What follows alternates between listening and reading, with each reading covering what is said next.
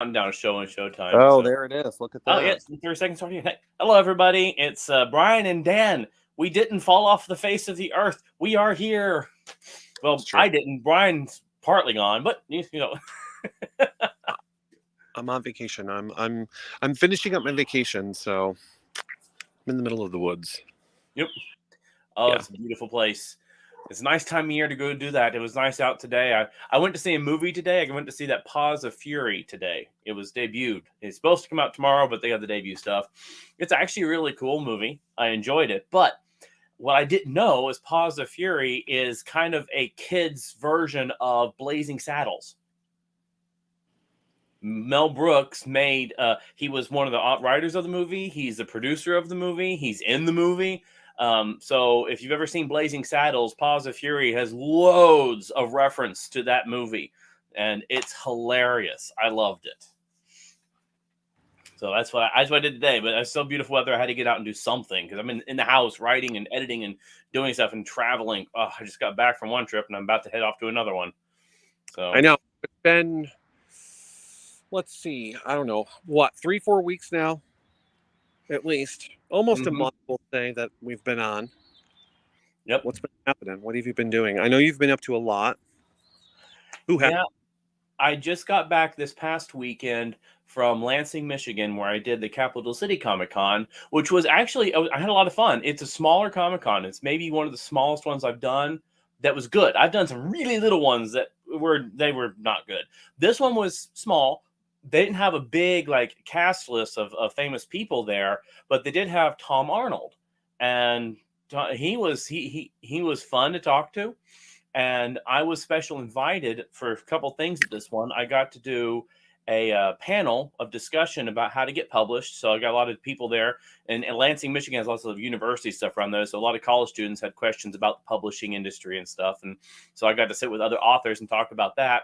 But on Saturday night, they invited some of the artists to a special event at a hotel across the street called Drink and Draw. I'm not much of a drinker for alcohol, so I had ginger ale all night. However, you did artwork, and the artwork got turned in and auctioned for a charity that they do a scholarship for artists for Right. college. But also at this event, Tom Arnold came and he did a stand up routine, and then afterwards we got to talk. And he was a lot of fun talking to, and he got to talk about his past working on movies like True Lies and McHale's Navy and all the different things he's done. And he was a lot of fun to meet and talk to. Of course, for me, growing up in the '90s, there was a lot of the movies he was in. That's my childhood, so it Right. was really neat to get to meet and talk with him. So that's my big event. Over since we last did a show, I was an usher at somebody's wedding, a friend of mine, and then this coming weekend, another friend's getting married, and then right after that, I'm heading off to see here, Gatlinburg, Knoxville for the next pair of events. So I'm very busy. And outside of that, my publisher, Prince of Cat Publishing, which Mm-hmm. we've met Alexi Vandenberg. Yes. He, I have a book with him. It's my first book with him called The Owl-Headed Wand. I've talked a lot about that, and they decided they want to get this book out as a debut for Dragon Con this year, which I get to be a part of. But that means we just started, as in like yesterday, I got my first round of notes back from the editor. We just started the first editing phase. They want to go from editing to production to finished by Dragon Con, which is the first week of September. So that's, I mean, usually editing is right itself is a few months. This is going to be editing, formatting, book cover, all the process involved. So, but the thing is, like, they've got a lot of professionals on board. This isn't going to be a slap job by some people. Just I've seen some people who do like a couple weeks and they produce a book that is not that good. They've got some good professionals working on this, and I'm really excited about that. So by September 1st, I'm going to have my new book out. So, and I will definitely on here, we'll talk about it. I'll get to preview the cover on here. So when that all comes around, we're going to make a big deal about it, because I've been trying to get this book published for 3 years now. So really, really excited about that. So hello, Amber, Valerie, Con Bean. Do you know who that is? It's a new one. Don't forget, we're also on. We're streaming on Facebook Live, YouTube Live, and of course Twitch. So it's probably Mm-hmm. someone from Twitch. Oh, Yes. well, one. So That's right. So you've been busy, obviously. I myself, I'm on vacation, so this is pretty much. I'm kind of. Oh, hi. Yes, it's a work account. I now I know who you are. Yes, hello, John. So I've been on vacation. I'm almost done. I haven't done really anything, to be honest with you. So I stepped away from the show for a little while, and now we're back, and I've resumed writing. I know that for a while. I'm also narrating the chapters of my book. I stopped that. That all went on the back burner. So I'm thinking I'm just going to focus on vacation. Well, that was a mistake. Mm-hmm. Missed it. And now I'm back. So I've always recommended to authors that of all the things you don't want to vacation from is your writing, because that will break habit really quick. If you are stymied, and this happens to authors, so if it happens to you, if anybody's listening and this happens to you, don't feel like that you've lost something. It happens, and right. that's where you hit that wall, and Mm. your writing doesn't seem to be working. You're struggling. You're fussing about it, and every time you sit down, you just don't do anything. You get angry, and it causes you to continue that pattern of lack of work because you just sit in anger. Sometimes that's when you do need to take a couple days away, take your hands off the keyboard, go read somebody else's book, walk in nature, let Yeah. yourself, let your brain relax and then get Yeah. back to it. But if you're creatively on, but you're taking a vacation, it's actually relaxing to sit down and write, on the beach, or take some time and write. So that I highly recommend that. And you probably can admit or show this, that when you take a vacation from it, it actually hurts a little bit of your writing. It can detract. Right. And then it was getting to the point where I was like, no, I'm not going to write anything. I'm on vacation. I went to Ocean Beach Park yesterday. Was it yesterday? No, not yesterday. The day before, with a bunch of my friends. And I had the urge to, because I'm not a really ocean beachy person, but I went, I enjoyed it. I got burnt, as everyone can see. And I had the urge to like just sit there in the chair underneath the umbrella and just write. But I had to like, no, I shouldn't. I'm at the beach. I'm supposed to be enjoying myself. But it was very difficult not to like pick up the phone and just start writing. So, hello to my grandmother. My aunts are here. Hello. I know what that Dan said. Don't forget to like and share. We're Mhm. back. I'm here. Yeah. So, yay. Yep. Well, I'm excited about my next, as far as 2 weeks. The very last weekend of July, I'm going to be in Gatlinburg, Tennessee, at Hmm. the Smoky Mountain Fan Fest, I which remember. it looks like it can be a great event, and I'm excited personally. First of all, which is funny, Tom Arnold is going to be there, so I'm following him there. But second of all, the cast from Halloween Town, movies Halloween Town, they're all Yeah. going to be there, Yeah. and I want to meet them because I love those movies. They're some of my go tos during the Halloween season. So, and there's a number of Same. people there. Not going to be the same without her, though. Yeah, Debbie. Yeah. yeah, that's sad, but at least a lot of them will be there. And then Yep. then literally the following weekend, the second weekend of August, I'm going to be in Knoxville for Fanboy, and I get to join Bard's Tower, which is the special traveling bookstore that Alexi has for his authors. And there's some pretty good names that usually are part of Bard's Tower, so I'm excited about that. Um, so that's right at the end of this month. I'm off again. All this travel right now. Good lord, gas prices and stuff. This travel is getting expensive. So Yeah, you don't have to tell me. yeah. Gas is very expensive. Yeah. Bridget, Irene, Bridget. What's Ooh. up, Bridget? I have to say I'm proud of you, girl, because Bridget just got a new car. She desperately needed it. I saw it posted on Facebook. Of course, she got it when I was on vacation, but I'll see you when I come back. I want to meet Lola. That's what she named her car. I think it's Lola, right, Bridget? Ashley, my other sister's here. Hello, welcome. So, yeah. But I also, Dan, and I have to bring this up, and it has to do with writing. So I now, because I was on vacation for, a week, I have the opportunity to listen to my own podcast. I really don't listen to my own voice. I don't watch these shows back. It's different when you're recording because I'm talking with you and paying attention. So I don't have a problem with it, but I now understand why they say an author is its worst like critic when you are going through or either listening to something or why are you texting me? Or you're listening to something. So I listened to my podcast from chapter 1 all the way to chapter 10. I don't know if you've done this, but it's like, why did I write that? That makes no sense. Wait a minute. Didn't I just say before in chapter 1?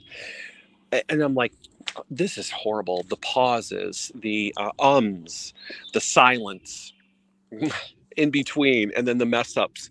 And people need to understand, like, I'm doing this, recording it, and then I'm just posting it. There's no editing. There was editing. There was. Those chapters were technically edited by somebody. So as I'm reading it, I think it's okay because I'm just reading it. And of course, there's little mistakes, but who doesn't do mistakes, right? I'm giving you raw stuff, people. So, but then to listen to it, I'm like, what the heck did I just read? Like, why did I do that? So I'm thinking that I need to like revise the first book and really go through it and just hand it over to somebody and see what they do with it. So, but yeah, so it's like, oh God. So that's what I was. I was gonna say I have mine that I'm reading. I've already edited that one and had someone else edit it at least 3 times, and then I did a read through of it on my original Facebook Live thing I was doing. So Right. this read through of it is my second actual read through, my about 15th read through editing. So I do take when I do the sound, I edit, I record it, and then I go into Audacity and I clip out, like if there's a really big breathe in when I do a reading line, I clip that out. If I have a long pause between sentences, I can shorten that. And then I have help from a friend of mine who's given me details of ways you can manipulate the sound through this filters so that it sounds better. So yeah, it's a lot of work. That's one reason why I don't, I've been trying to. I need to record another chapter. I've done 5 of them so far. Yes. I need to do at least 2 more before I go off to my next events. But it's one of those things that recording is the easy part. The editing is actually meticulous, and it's a bit annoying, but it makes it sound better. So yeah, I would recommend that. So I do listen to myself. I listen to myself about 5 times before I send it to you because I'm listening through it, and then I have to listen to it and cut those things out and listen to it again. And then I do the macro, which is all the stuff that makes it sound better, and I listen to it again to make sure that macro worked. So every one of those chapters I send you, I've listened to it so many times I'm sick of hearing it. Yeah, that's my problem. I record it because I don't want to listen to it again afterwards. I used to edit them. I didn't really because I'm writing 18 to 23 minutes worth of material for me to be able to read it. So I should know what it says because I just wrote it, you would think, right? And then I make a mistake and then I end up reading it 20 times before it's like, I'm done with this. Whatever it is, that's just what it is. And then I go back into it just now and I'm like, I gotta redo this. It's horrible. So yeah. Bridget, your Jeep blew up. Oh boy. The Jeep blew up finally, huh? So yeah, you go from a Jeep to a Ford Fusion. Awesome. So yeah, so I mean that's what I've been dealing with right now. So I got a lot on my plate, plus I'm still writing the next book. I still have to come up with a second book for the first series.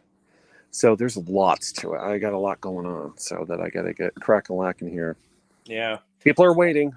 I just finished the major story in my Heroes Rising and Mega Galaxy games, which was in June. It was hell because I had to take my story and split it into 2 universes, make it jive, write it for 2 different games, and then have it both stories come to a single point at some point and make that the big event. Well, it worked. It finally did, but my gosh, every day I was working on it in June for hours, getting it edited and written and posted and put into the game. I'm glad that's over because now I've got my other stuff to deal with, my actual publishing stuff to deal with. So, Right. Absolutely. oh goodness, Bridge says it caught fire on Park Street. Oh, So up, it literally up. did go up in flames. Whew.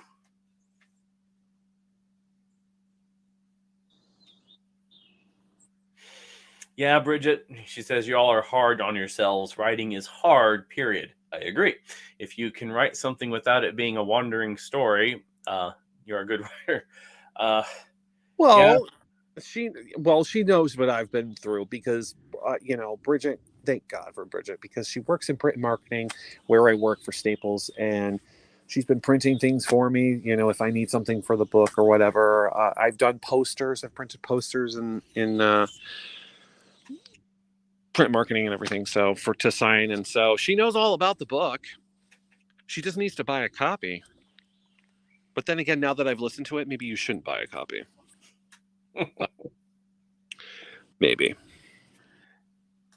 Yeah, I writing is hard, period. That's a very good statement. Several well-known authors have said this.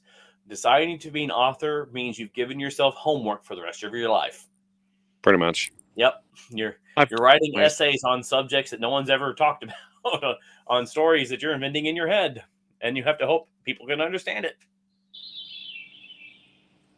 I try with mine anyways. So yeah, and everybody knows about my podcasts, which includes Daniel's book, Joshua of Egypt. Yep. That we're serial. I write serialized, so it's easier for me. So I write by chapter, and then I write them, narrate them, upload them, and of course, Dan's been doing the same thing. So we've got so many. I think there's 4 books or stories up, and I changed the name of the podcast where it says I think I did R Mason Media. Mm-hmm. Because people were associating and thinking that I was writing Joshua of Egypt. Mm-hmm. And no, I'm not. Even though it's a good book, I've already read it. But I actually listened. I listened. So you listen. No one's read it yet because it's just I did it as a podcast. So yes, listening to it. I've always went back and did the rewatched. So I've already listened to it, and plus I listen to it when I upload them because I'm the first one. So I'm usually listening to it as it's downloading to be uploaded into Spreaker. So I get to hear it first again, which is pretty cool. So I'm spoiled like that. So yes, I will do another chapter soon so it can keep going. I'm waiting to upload. I like uploading the stories and stuff. So numbers have been going up. People are enjoying them. Obviously, I haven't heard anything negative as far as I know. So yeah, it's been good. And everybody knows that you can listen to any of these stories that we have. Joshua of Egypt. We have Murder in Stratton County, which is written by me and a friend of mine. Fear on the High Seas is also finished. And then you have Jack Jameson, which I'm currently working on. I'm writing chapter 3 right now, so it'll probably be another day, or maybe by tonight. It's in my head. I just got to get it out. It's there. But we're all on, Apple Podcasts, Google Podcasts, Spotify, Spreaker, iHeartRadio, Deezer, Podbean, you name it. They put me out everywhere, along with Dan. So check them out, subscribe, hit the bell. We're also on YouTube as well. I think I post them on YouTube. Yes, Spreaker posts them to YouTube as well, I believe. I didn't know that. I have to get the links to that so I can share it. I will have to check on that, but yeah. So tonight, it's just a hello and hi, and how's everyone been doing? What's everyone been up to? It's July. I hope everyone's July 4th was the best. Mine was not, but that's all right. I still worked. So it was a good day, I guess, at work. And now I'm finishing up vacation. So yeah. If my July 4th was actually July 3rd, here in Detroit, if you're not from the area, you may not know of this. There's a place called Greenfield Village. It was founded and created by Henry Ford, and he had buildings like the famous buildings belonging to inventors of the late 19th century moved to this place to create this village. His home, his original home, his family home is there, but you have like Edison's original laboratory, Edison's house, you have churches and schools that are from that parent, and they create this village. And it's a wonderful little tourist attraction. It's a great park to go to. And on 4th of July weekend, they hold called a Salute to America, where they bring in the Detroit Symphony and play symphony music that's American composers for an evening. And they always finish it with a non-American composer, but they finish it with the 1812 Overture, which of course concludes with fireworks. And then they have fireworks at the park. It really, as a music person, I grew up in a music family. My mother got a degree in music in college, so I've done the symphony thing. I've played violin, viola. I've played a lot of stuff, so I love this. And what I adored was they did the 1812 Overture correctly. First of all, they did the whole opus, which is actually a good 27-minute to 30-minute piece of music. Most people just know the ending because that's the famous cannon shot ending. But this one, they followed the music correctly. Tchaikovsky, who wrote this, wrote it for Russia as a celebration of Napoleon's defeat. And the original symphony was played in the square in St. Petersburg, Russia. And when it came to the very finale of it, they had two important features that you will not find in anything else ever written in symphony. First of all, there's marks on the music where you shoot legitimate cannons in rhythm to the music. A lot of stage productions get either big drums or they get somebody to do a stage explosion to give that sound. But you can't really imitate true cannons. Well, this Greenfield Village has legit Civil War American cannons. They put blank shots in it. And during the symphony, during the finale, they shot legitimate cannons behind us that just rattled the whole park. And I'm like, this is how it's supposed to sound. But the other part that is almost always ignored is it also concludes with, in the original symphony, they would ring the bells of the basilica right there in St. Petersburg, the church bells, which are big and incredible. Well, where they held this in the park, they had several old churches and schoolhouses around us and a couple old fire stations. And so when they got to that park, they had people standing there pulling the original chords, ringing the bells all around us. So for me, the fireworks were neat. For me, as a music history and all that, which I love, this piece was beautifully recreated in its ending with legitimate church bells ringing all around you and cannon shot rattling the walls of everything. I loved it. It was absolutely fantastic. As I said, I'm planning next year. I'm going to go back every year that I can do this, and I loved it. So if you get to visit Detroit, anybody gets to visit Detroit, you get a chance to check out the Henry Ford Museum, which is next door. Big museum, and then they have right next door to that is Greenfield Village, and it's its own park. It's a historical park, no rides and attractions like that, but you have it's historical, and it's beautifully done. It's very faithful. The story behind Greenfield Village is a little weird, but I'll let people research that on their own. What it has become today is for history buffs, it's absolutely gold. So if you get a chance to come to that Greenfield Village, do it. And it's inexpensive. It's actually, for a park, going in is an inexpensive ticket. It's not like a theme parks today, which are really high dollar. So I would highly recommend that. Awesome. I need to get to Detroit. I've never been to Detroit. So I need to get to Illinois, period. Michigan. So Michigan. No, you are. I'm just talking about Illinois in general, because there's somebody else in Illinois that I need to see as well. So yeah, we're not there. But yes, Who? I'm sorry. We're not far. We're about 4 hours northeast of Chicago. Of course, Detroit and all that. That's Michigan. So if you came over where I'm at, you're like right there. I'm 20 minutes away from Greenfield Village and all. Okay, so that's the plan. Then I will go to Michigan, and then I'll drive the 4.5 hours over to Illinois, right? Yeah, Chicago. If you're wanting to go to Chicago area, that's like 4 some hours away. Illinois, depending where you want to go in Illinois. I need to go to Peoria, Illinois. That's the destination. Okay. Oh, yeah. Maybe that's something we both should do, so we can actually see this place. We've heard so many road trip. Yeah. We could do a show from inside or from that area.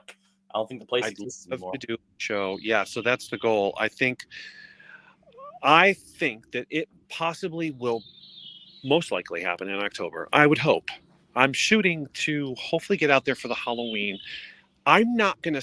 I'll probably say something to her and see if she's busy for this October. Mm-hmm. Um, and just surprise her. I think go out there. I'm bound. I'm due. I'm due. I've known you and Sylvia now for what 7, 8 years now. Guests on my show originally when I did it with Sherry. Now you're my co-host. 7 years later. So it's crazy. But so yeah, no, I'm due to meet people. Mm-hmm. Yeah, I was just looking at my Winter Wizard book, which is getting some rave reviews from people right now. That I'm glad. It's that Sylvia is actually a character in the book. Yeah, she is. Yeah, Winter Wizard The 2? Winter Wizard Chronicles. And a little spoiler: the Owl-Headed Wand, which I was talking about coming out this year, it has a sequel already written. And so, if my publisher likes what we've got, I'm going to present the sequel. And Sylvia is in the sequel because the Owl-Headed Wand is written in the same land, same universe as Winter Wizard. Right. So, sorry to say, Brian, you're not in it because this story is set before what happens in the Winter Wizard. But Sylvia is there because if you know the story, she's been there a long time. Yeah, she has. Yeah, absolutely. Yeah. Speaking of other books, we have the Winter Wizard Chronicles. We have Earth's Last Starship. I'm still waiting for Earth's Last Starship. I'm pestering. I'm working on it. I got some. And right now, my publisher has Earth's Last Starship 2 and the last 2 Dragonbone books. All 3 of those are in Cosby's hands, and they got to get that working. I have people begging me for the second of the new trilogy for Dragon Wand because the first book came out and it ends in a cliffhanger. So I've had people constantly going, "We want the next book. We want the next book." But then I have people going, "Oh, you have Earth's Last Starship too? Oh, good. I want the next." I'm like, there's only so much time with people, and I'm not their only author, so they got to give other people time. Right. So, but I'm hoping, really hoping that for fall/Christmas season, one of the books from Cosby will be released. I'm hoping it's Earth's Last Starship 2. I have heard rumors recently that is the book they're currently working on. Oh, so I've already sent him a message. Yeah. Like before, when I knew that he was, when he announced that he was going to pick it up, I told him, Braxton, come on, just hurry up, edit that thing, get it out, because I really would like to read it. I haven't read it. So, yeah, it's been kind of under lock and key because I already sent it off to the publisher. So, yeah. And as you know, now that no one's truly edited it yet, I don't want to present it to be read even in its manuscript form to anybody but editors, Right. Yeah. I want it to look like its final printable form. Right. Absolutely. Yeah. Absolutely. So yeah. So we're gonna resume Thursdays. So don't worry, people will do it one way or another. I'm doing it from my phone because I'm on vacation. So I'm in the middle of the woods. It's great. Let's see. Anything else? Did I miss anybody on there? I know this was like spur of the moment, so we really didn't do a whole lot of like, hey, we're going live tonight. It was more like, we're going live. Be there or whatever, or don't. Right? Yeah, we're here. Well, next week we'll be back to a more normal show. Hopefully I might even round up a guest to interview for the night. And I do know in a couple weeks when I'm off on my trips, I probably will not be available for this. So I have a couple weeks in the next 2 months. I know I'll be completely out. But for the most part, I'll be able to do it. And I hope we'll have guests and stuff to talk about, things to do. Absolutely. We will, because it's time to start bringing on, the usual suspects that I have on the show every year around this time, because fall is coming around the corner, whether we like it or not. So I need to prepare for those people. So I need to have Sylvia on again. We need to have a couple other people. Alexi needs to come back on, and people that we've already had on, people enjoyed. So yeah, it's going to be great. So that is it. Yep. That's it. We're gonna say goodnight. thank you for stopping by for our little fireside chat, you might say, because he's outdoors. I'm not. If I set a fire in here, I'd be upset. But still, so thank you for being here, and I hope to see you all next week. And we'll see if we have a really impressive, wonderful guest. If not, we'll still have fun. Oh yeah, absolutely. We usually do. Yep. So yeah, don't forget to like, share, subscribe, do whatever you need to do with this. Tell your friends, family, even people you don't like, they need to watch something to, right? Well, it looks like Brian cut himself off. So thank you all.